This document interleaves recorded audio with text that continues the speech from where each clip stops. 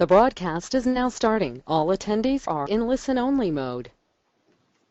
Så välkomna till Wednesday Webinar idag, torsdag innan sportlovet. Och jag heter Mats Gustafsson och jag tänkte vara er värd här.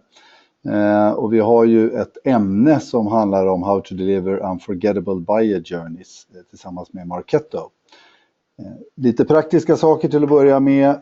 Vi kommer att spela in det här seminariet eller webbinariet och lägga ut den på vår YouTube-kanal och skicka länk till er så ni kan se den efteråt om ni vill det eller sprida den.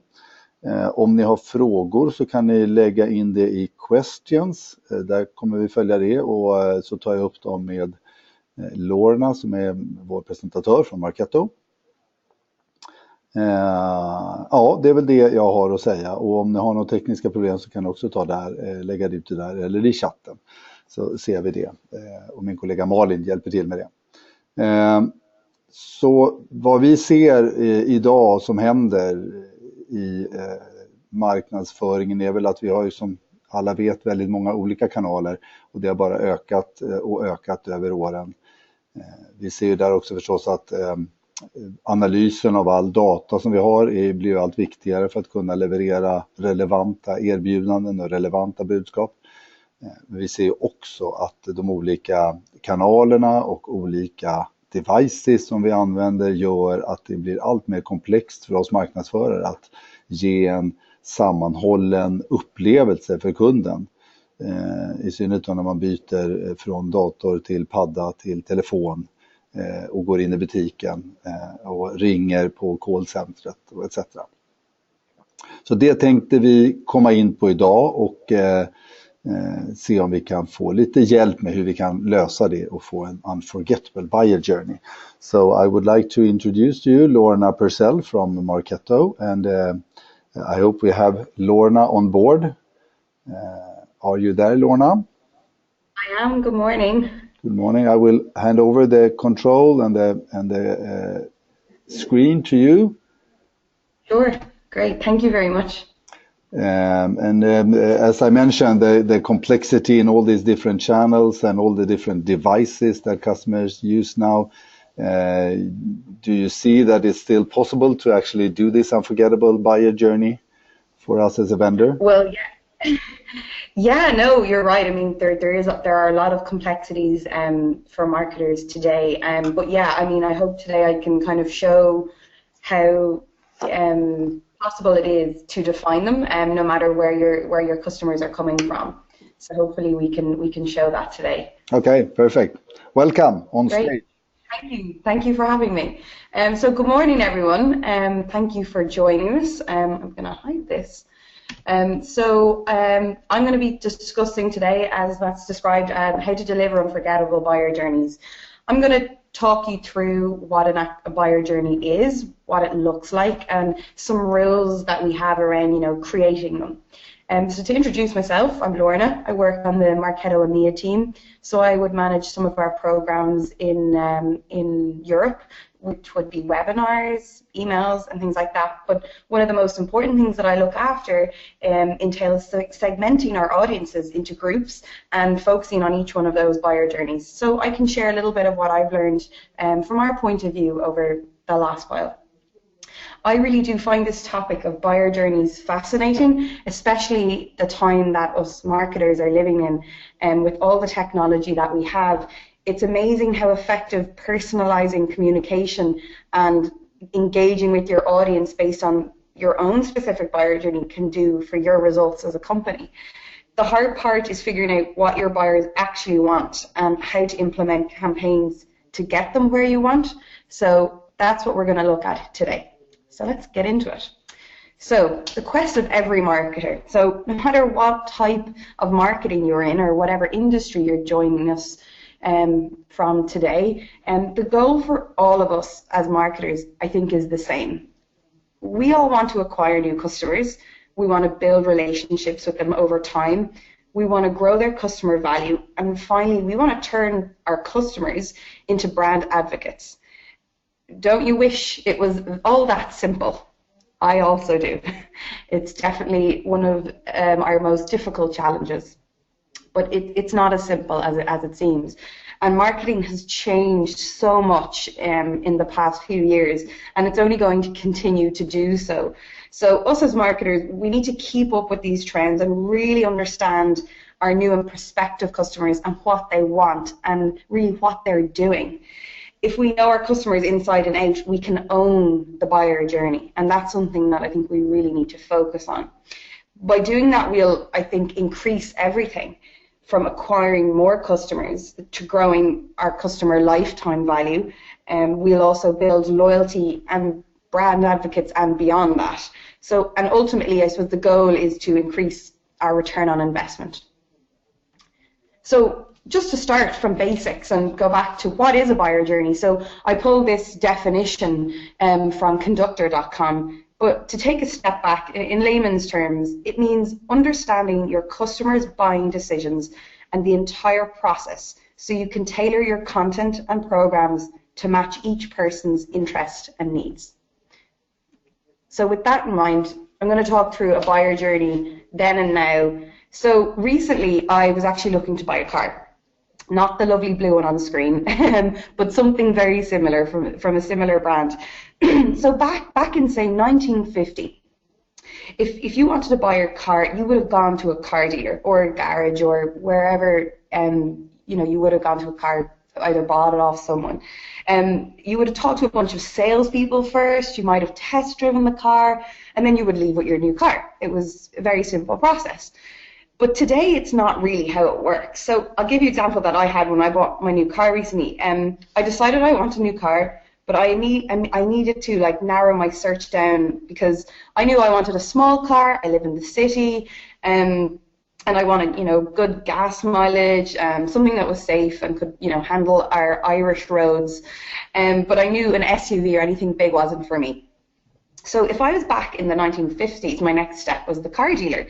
But before I did that today, I did my online research on multiple websites. I checked consumer reports and reviews online. Also, I did some of this on my mobile. At that point, I narrowed down my search. I talked to my family and friends that maybe had similar cars. And I asked around what people thought about the car that I was interested in. I wanted to hear if any of them had experience with it. And I wanted to purchase it and see if I was to purchase it, see what the other people thought about it. And I felt their opinions were more valuable to me than my online research. So I actually changed my list again after speaking to them, did some more research online, and then made my choice. So once I narrowed it down, I was finally ready to go to the car dealer. So I already knew which car I was leaning towards, but I just wanted confirmation when I was there. So I suppose this is showing how different it is today. My decision on which car I wanted was almost made before I went to the car dealer. And the sales guy didn't really have to work too hard to sell in this situation. And knowing these shifts, I suppose, and how to adapt is incredibly important to marketing. So I actually ended up buying a Volkswagen, and they know that Volkswagen is actually very smart in their online marketing, and they know I was interested. So they showered me with personalized ads, retargeting, targeted offers, and this was all online, and I actually credit them for knowing that I was really interested in their brand. And this online personal experience helped me keep Volkswagen top of mind. It's such a different way of marketing from, billboards and bus benches and signs that we had, previously. I mean, we still have them, but now they aren't as relevant because we are getting personalized retargeting across all these ads now. So why do we have this change in buyer journey? So I suppose the two main reasons we have is, the first is new technology. So as I mentioned, the surge of the internet, we're on our mobiles, we're able to collect a lot of new data on our customers based on what they're doing, who they are. When we're able to use that data to personalize offers is also very important. And as I mentioned, Volkswagen did a great job of that to me. Excuse me. The other main reason to us is, as customers, is we are no longer passive. We are doing our research before buying. We know so much more than we did before making a purchase decision, 10, 15 years ago. Your audiences are now more, I suppose, empowered, as consumers. We feel the companies owe us a personalized experience in order to get our business. We really expect to be retargeted now. So this new reality creates a shift in marketing from talking at people to engaging with them in order to build personalized and lifelong relationships with them. So why is understanding the buyer journey as important? So in today's society, marketing's goal is to target the right person in the right channel at the right time on the right device. But why should we be doing this?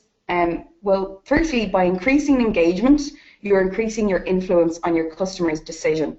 So again, Volkswagen, they kept retargeting me. I was probably researching this car for about 6 months. And they kept that brand top of mind for me, whether it was through social retargeting or online or through my phone. It was being kept top of mind for me, and they were really encouraging that engagement with me. The second thing is that our expectations as consumers is high. We do demand quite a lot now, more than probably what's available. So again, that's also, your consumer is expecting all of these things to be happening for them across multiple devices nowadays. The third thing is that you as a company have a lot of information. So I would recommend, using it where possible. So the likes of Google Analytics, that provides you with a lot of information. It's about really understanding what your customers are doing and what they enjoy, and it's a two-way communication. Data can also be received from social media, website traffic, and things like that. Knowing what people are doing with your site and with your brand is so important. So making your brand unforgettable and to be top of mind at the moment they are making a decision is extremely important. So if you still don't believe me that it's worth that effort, here's an interesting stat. Almost 3/4 of online consumers get frustrated with websites when content like offers and ads and promotions are irrelevant to their needs and their interests. So, an example would be a recent site I went on. It was a bank, and it was a banking site, and they were doing personalization. I could see that, but they were targeting me with college loans. Now, I don't want to admit how long out of college I am, but unfortunately, the college loans have long since been relevant to me. Something maybe more along car loans or mortgage offers would have been more relevant. So again, I will still use that banking site, but it's a good idea to see where there are some people that could be leveraging personalization for their target markets better online. By providing a more personalized experience, you'll find people stay on your website longer, they'll download more offers, and they'll purchase more products. So using demographic and behavioral data you already have to customize that web experience and mobile experience, it can drive up to a 30% increase in conversion rates. So something very important and relevant. So we're going to move now on to some examples of the buyer journeys. So what does it even look like? What does a buyer journey look like? So here are some examples you can use based on whatever company you might be in. At a high level, buyers first engage with your brand, they learn about you, they evaluate different options, and then hopefully buy your product or service. As they start using your product, you as a marketer want to make their experience successful so they come back for more. And over time, you can grow their customer lifetime value. If you make their experience with your brand and product successful, they will completely trust your brand and hopefully share that positive experience with their network. So if you, as a brand, continue to provide value to them in terms of useful information, a positive experience, you can grow them into your brand advocates so they can help you do the marketing for you. So unfortunately, I want to point out that these journeys are not linear. They are circular, which means the work is never done for you as a marketer. It's not, obviously, we can't always just kick back and take a break. So once you acquire and build advocates, you have to make them aware of your latest products, and you have to keep acquiring new customers and creating new brand advocates all the time. So to do that, though, we really want to deliver that unforgettable buyer journey, so it makes the process that bit easier every time. So I'm going to talk you through some rules to remember when trying to create an unforgettable buyer journey. So the first is engage with your customers as individuals. I'm going to talk through some examples of these 5 rules in a moment and give you just some examples of some brands doing this well. As you see here, it's as individuals based on what they do continuously over time, directed towards an outcome and everywhere they are. And we like to call these the ABCDEs of engagement marketing. So, as individuals, rule number 1. This means, I think, that you need to tailor everything you send your audience. And we've discussed this already. So, digital ads, emails, based on who your audience is and what they do. But you might be asking, how do I get all that information? You might already have this information in your database. A tip I can give you for this is don't guess who they are, just ask. For things you can't detect, like, do not be afraid to ask. It could be as simple as a follow-up questionnaire, or doing a quiz online. So this example here, Payoff is doing a quiz to help you find out more about your finances, and in turn, Payoff is getting data on you to help personalize your experience. My colleague actually sent me this, and she said she filled out the quiz and then she left the site. But even after she left, they were targeting and retargeting her based on what she'd answered. So as a specific and targeted campaign with the data that they'd asked. So they are really an example of using the data they're asking, and they're making it fun and engaging. So otherwise they'd be guessing, like my banking example, that they think I'm still in college. But they would have a lot of data on me, such as my age and my life cycle stages. So they should be really leveraging that stuff. Again, it doesn't require huge amounts of data mining. It could be simple as a quick quiz on social, on your website, or a customer feedback where you ask some demographic examples. So in relation to segmentation, there's kind of 2 types that we look at, and it's behavioral and demographic. You must first establish how you're going to segment your customers. By creating a personalized journey, you need to segment basically into different buckets. And each bucket will create a personalized journey to your desired outcome. So the 2 buckets, as I said, are behavioral and demographic. So an example of behavioral would be the number of website visits in a week, or the last purchase that they made. So it could be that, anyone that last purchased X product on my site, we're going to now show them this other product that's related to them every time they visit the site. So it's maybe just taking one little segment and testing it from whatever you have in your analytics or in your own database, and that stuff can really be useful. The demographic type of data that you can look at is age, location, and gender. Again, I'll show you another example based on the gender example in a few minutes. So based on what they do is rule number 2. So this means watching what your customers and audience are doing and act on that. So it's being really proactive. A trick for this is to focus on trigger emails and move away from batch emails. So I gave an example here. I was recently in Budapest and I went with booking.com, and the hotel I was with were great, but as soon as I checked out, I was just about leaving for the airport and I got a ping on my mobile, and they triggered the email based on as soon as I checked out. So again, it was triggered at the moment of me leaving. If this had come a day or 2 later, I may not have been as interested, or it wouldn't have been as top of mind for me to review the hotel. But because it came in straight away, I was like, well, I just had a great experience. I'm still in the hotel, that's good. So marketers need to make that shift from engaging people on just who they are to actually what they do. And what people do and don't do is also important. And again, that could be what web pages they're looking at or not looking at. What emails are they opening or clicking on, and what actions they're taking. And it's important to note that open rates are at 49.6% higher than batch and click rates.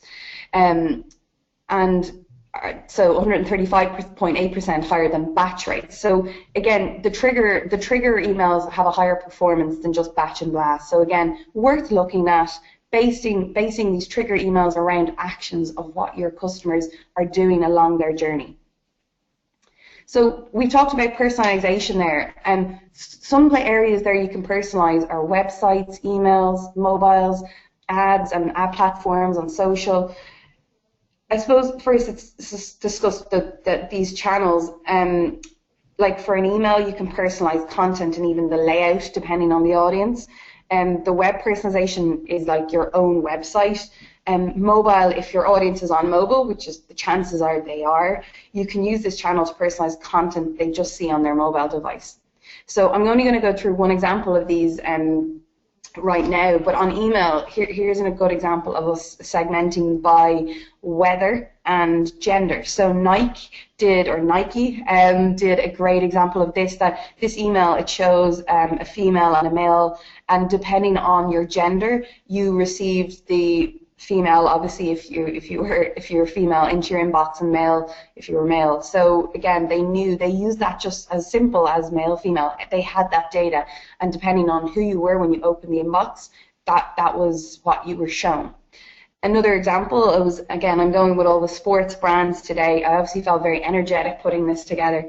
The Brooks also do one based on weather, which I thought was really clever. So the first one was hot weather, cool runs, and this was kind of targeted at people in warmer climates. It was based around geolocation, and then the second one was don't take your rain check on your run, and I think that was sent to more people in kind of rainier climates and things like that. So obviously we have winter and summer always going around the globe. So they segmented based on different countries and geolocations, which I thought was really, really smart. So yeah, that's a really good example that they've used personalization here for different audiences. The third rule is continuously over time. So with that, what we mean is your marketers need to shift from point-in-time campaigns to continuous conversations that unfold over the customer's life cycle.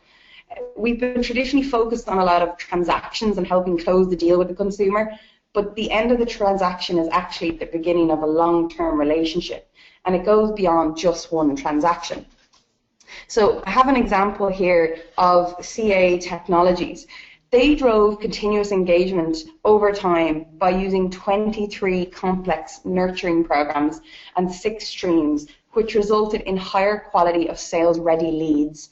And they were struggling with this as passing over these sales-ready leads. And by doing this and taking that time and educating through these nurture streams, they saw a 400% increase in conversion rates from marketing qualified leads to sales-ready leads in just 1 year. So again, a good example of a story of continuously over time putting that work into creating that relationship.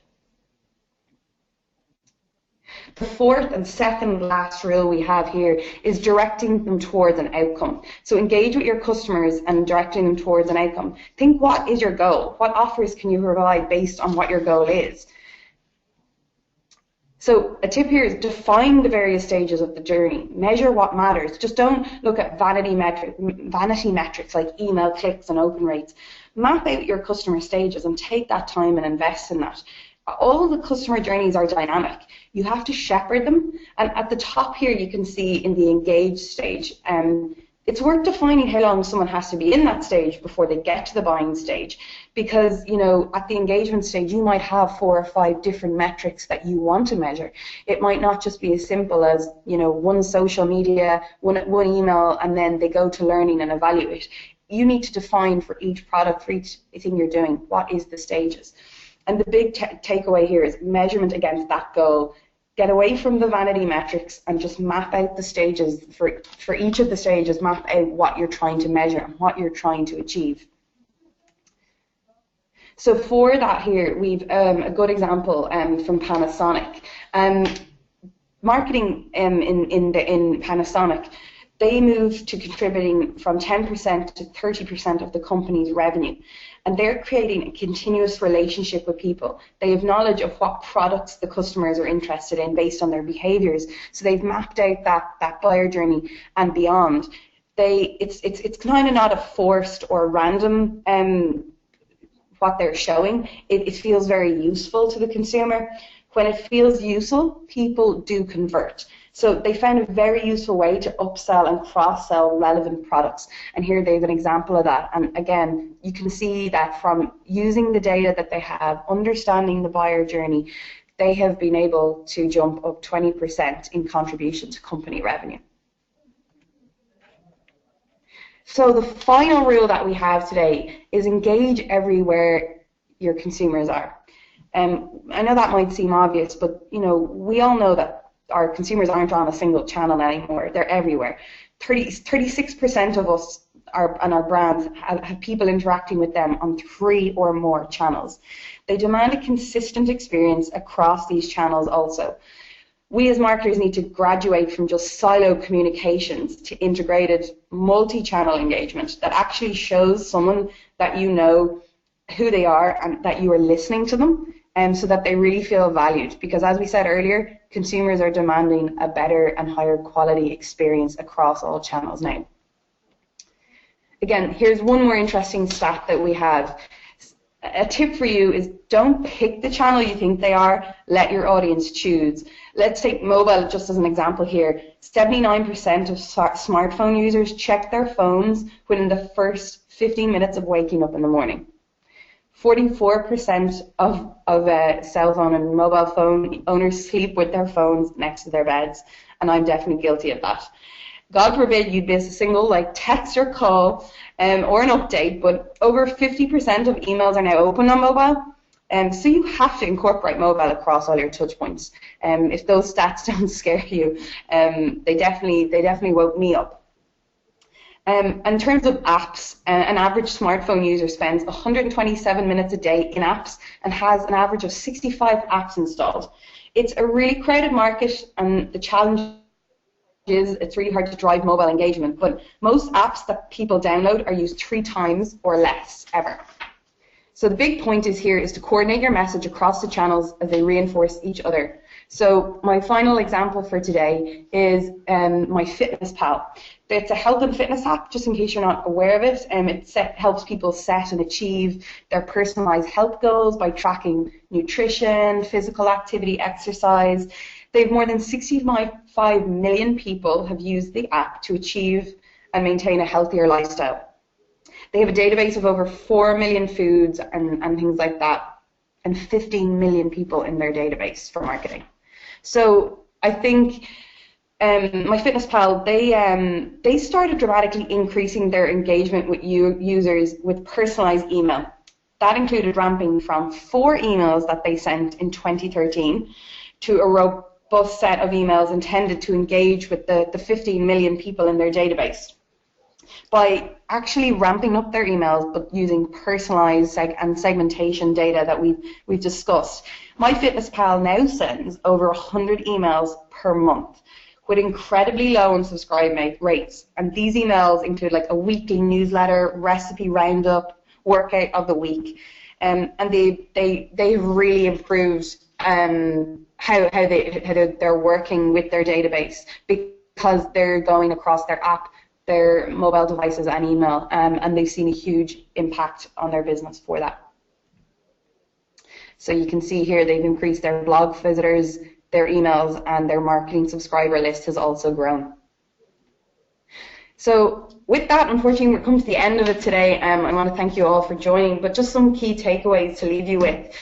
As we mentioned earlier, don't just ask, don't guess, just ask and understand and respond. That's based on what we were talking about, whether you have the data in your database, in Google Analytics, in the back end of your site, through social media. Use a quiz, use surveys, and try and just find simple data and use that to leverage the personalized experience. Don't batch and trigger. Trigger. So as we saw the example of me using my hotel, and they sent me the trigger email, it has higher open rate. And even try and personalize those emails. Emails with a personalized first name in the subject line gets 30% open rate higher. So if that's one thing you'd like to try and test, it's an easy thing to implement. We want to educate and promote, but we also want to do it over time. So the example of CA Technologies using the customer nurture streams to really engage with people over time, and that's a continuous cycle. The fourth thing is go beyond the vanity metrics. So we know open rates and click-through rates and things like that are really good to know, but also look at what other things we want to look at, like how many times someone's visited our site, how many times someone's bought a product, well, what did they do before that, what are they doing in each stage of the buyer journey, and how can we measure that and make it more effective. And don't pick, let them choose. Again, look at some data. Look at Google Analytics. Who's visiting your site on mobile? Who's opening your emails on mobile? Look at the cross-channel view and try and implement, an integrated strategy that allows you to target all the same consistent message across all your channels. So with that, I hope you found something useful here today. If you're looking into marketing automation, here's just a checklist for some of the tools I mentioned today. I'm glad you all joined me today. Thank you very much. I'm happy to take any questions. Thank you, Lorna. And we actually have one question from one of the audience, and that is for actually one of your previous slides where you show the number of the increased number percentage for trigger event mail compared to batch, where you said it was like 49% better opening rates, but it was 149% better click rates. And yes. I think the question is, how come? What do you mean by that? So I'm going to go back to that slide, I think, because it's easier to. I'm going to jump back if you guys don't mind. I think it was at the top here. Hold on. I think. Oh, here. There we go. There it is. Yeah. Oh yes. So what I meant by that, I didn't actually. I muddled that up a little bit, but basically, when you get a trigger email based on something you've just done, you kind of feel, oh wow, someone's like really listening to what I'm doing. So when we're saying a batch kind of comes out of nowhere, a trigger is based on something you've done. So I knew I was just leaving Budapest, and the open rates I made of trigger emails are actually a lot higher than just a batch. So the open rate, when I got this email, it was triggered on my checkout. So I instantly saw, wow, Budapest hotel, rate your experience, and I opened that straight away because I was kind of still in the country, versus a batch email maybe a few days later. So the reason that the open rate is that higher is because you're getting them at the point of maybe them finishing something. That could be also based on like a website visit, and they may have just like downloaded a piece of content from your site, and then maybe an hour later you send them an email going, how did you like our content? And they're like, oh, wow, they really are listening to me because I just did that. So it's really engaging. It's keeping that engagement open. And I think that's why there's a higher open rate. And again, the higher click-through rates are higher again because you're catching them in the activity or straight after the activity rather than letting a lot of time pass. So that's what I meant on that one. Just one last question, and that is for the kind of, as you as a technology partner, technology vendor, what do you see? Do you need just one system to be able to solve all this and have this very good buyer journey and experience, or is it possible to do it with different multiple systems and integrate them, or how do you view that? Yeah, I mean, of course, it is easy for us in Marketo to see the whole buyer journey, right? We do that every day, and that's what our system helps you do. But of course, you don't need that system also to do some of these things. If you're a small company or you're just starting out, or you want to try some of these rules, it's as simple as if you have Google Analytics integrated into your site, or even you're using an ISP for your email sends, you can take the data from all of those and map out a buyer journey. It's just a case of going into the analytics of everything and sort of seeing, okay, well, on our website, 50% of visits are on mobile, and then you might have to log into your email service provider and see that 30% of emails are open on mobile. It's time consuming, but yeah, of course, it can definitely be done using multiple systems. It just might take a bit more time, but I think once you invest that time to mapping out the buyer journey, even, it does change quite often as well as how technology is moving. But I think if you invest that time, get some stats, and then start testing some stuff. Maybe you just want to start with email or on mobile. You want to just make a new mobile template. Maybe you just want to start with one trigger based on one activity on your website. Just have a go at it and test one thing at a time. If you don't have the capabilities to do it all in one system and do all channels. But yeah, I think totally easy, or it is completely possible to use multiple systems and integrate them together. Okay, perfect. Thank you very much, Lorna, for sharing this with us. And thanks for having me. En stort tack till er alla som har deltagit. Jag hoppas vi ses snart igen. För er som är intresserade av B2B så har vi vår konferens kommer upp i mars. B2B Integrated Marketing and Sales Day. Vi skickar ju förstås information till er som vanligt. Så att, hoppas vi ses snart igen och tack för idag. Hej då!